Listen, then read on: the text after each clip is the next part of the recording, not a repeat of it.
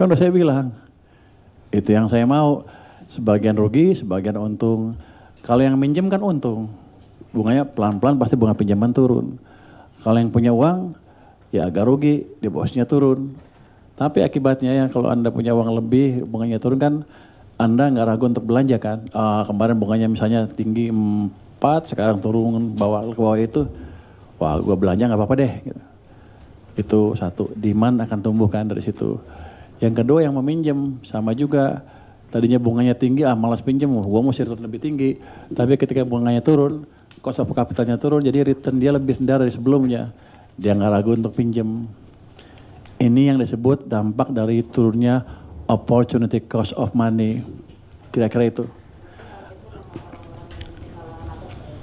Bukan saya targetnya supaya ekonomi jalan. Perkara ada yang mungkin jangka pendek dia rugi. Yang punya uang tuh ya. Tapi kalau jangka panjangan sedikit aja, ekonomi kan muter. Orang itu kan punya perusahaan pasti. Order naik, income naik, ini naik. Jangka panjang sedikit, mereka pasti untung termasuk Hotman Paris.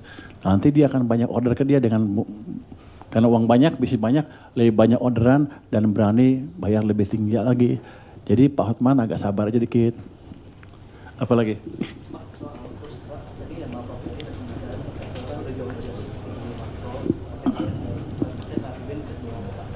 Ini kan hanya jangka pendek aja ya. Saya pikir karena ada kesalahpahaman pasar terhadap kebijakan yang katanya saya yang nentuin. Rupanya saya jago tuh. Kalau saya nentuin pasti jadi. Nggak gitu. Jadi saya pikir sekarang mungkin klarifikasi bahwa itu bukan kebijakan kami.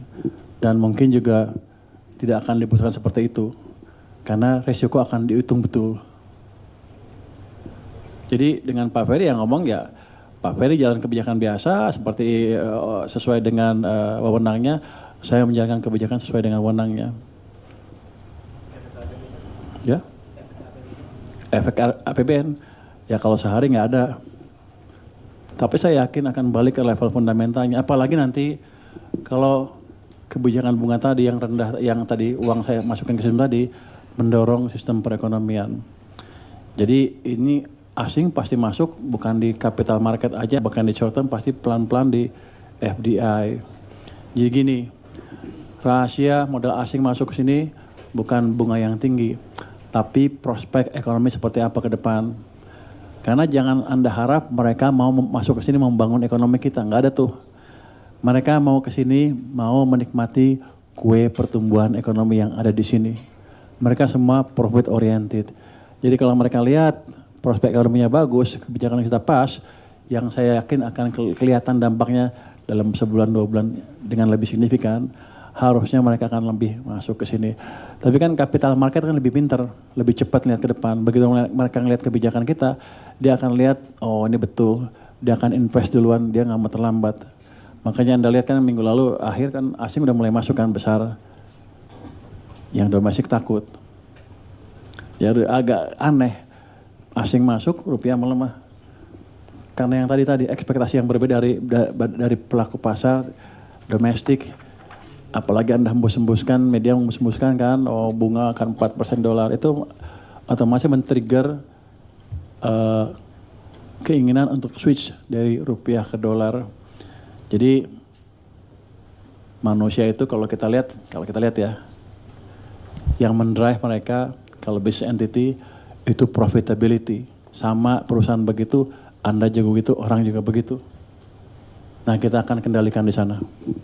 Pak, terkait dengan revisi undang-undang BUMN yang akan dibawa ke Bapak Ibu, apakah sudah ada langkah-langkah dari Kementerian atau tidak tersebut? Pak, boleh lanjut yang tadi dulu, satu kali. Silakan. Lanjutkan ya Pak, biar nggak kepotong yang soal 4% ini Pak. Artinya kalau memang ternyata kebijakan ini setelah dievaluasi malah justru menimbulkan lebih banyak resiko, misalnya shifting, apakah akan ada evaluasi dari KSSK untuk kebijakan ini mungkin evaluasi lagi atau seperti apa? Kebijakan ini belum sampai ke KSSK. Di kantor presiden pun belum selesai analisanya. Jadi ini sebagian mungkin offside, saya nggak tahu dengan bocoran dari mana sehingga melakukan hal itu. Tapi pada dasarnya belum sampai ke KSK. Kalau ada pun nanti kami akan diskusikan dengan BI dan OJK apa kira-kira dampaknya.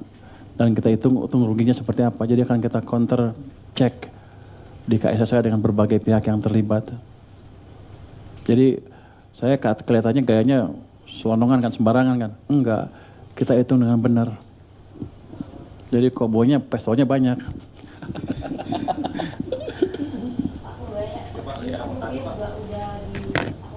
Masih rupiah dulu ya Mas, bentar.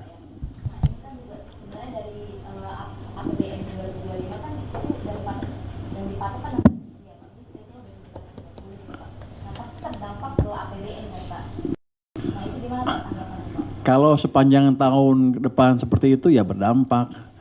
Tapi saya yakin ketika mereka tahu bahwa kebijakan yang kita jalankan betul-betul bisa membalik arah pertumbuhan ekonomi, itu rupiah akan berbalik dengan cepat. Apalagi dengan presentasi pers, dengan konferensi pers yang sekarang yang menyatakan bahwa ada kebijakan dari Kementerian Keuangan yang 4%, saya pikir akan berkurang dengan cepat untuk tekanan ke rupiah. Di samping itu BI juga sesuai dengan wewenangnya menjaga nilai tukar dengan agresif, dengan sungguh-sungguh, dengan apa? Sesuai dengan peran mereka. Saya pikir nggak lama akan balik lagi. Nanti bakal ada intervensi dari pemerintah kayak kebijakan. Kalau misalkan bank tetap nahan di 4% dan rupiah tetap melemah, itu bakal ada intervensi. Nggak ada intervensi. Itu suka-suka mereka. Tapi kalau mereka masih naruh angka seperti itu di koran tanpa alasan yang jelas, belum tentu dilaksanakan apa enggak, itu kan hanya menimbulkan sentimen negatif. Saya akan minta atau himbau mereka untuk mengkoreksi itu. Intervensi Anda maksudnya apa? Turunin lu? Enggak. Ya enggak. Cuman kalau nggak hati-hati awas aja.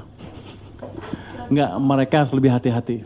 Kalau menurut Pak, kira-kira akan bertahan sampai kapan Pak rupiah tinggi Pak? Rupiah melemah. Mungkin pertengahan minggu depan juga udah balik. Ini kan kita baru konferensi pers sekarang. Anda baru kebaca koran nanti sore, market udah tutup kan. Senin baru mulai ini, Selasa, Rabu mesti udah balik ke level yang ini. Hitungan saya yang jelas gini, fondasi ekonomi kita akan membaik terus ke depan. Kita menjalankan kebijakan untuk mendorong ekonomi, enggak main-main. Bank sentral juga sinkron dengan kami, tujuannya sama. Menjaga stabilitas ekonomi dan menciptakan pertumbuhan yang lebih cepat. Supaya kita semua kaya bareng-bareng lah gitu. Amin.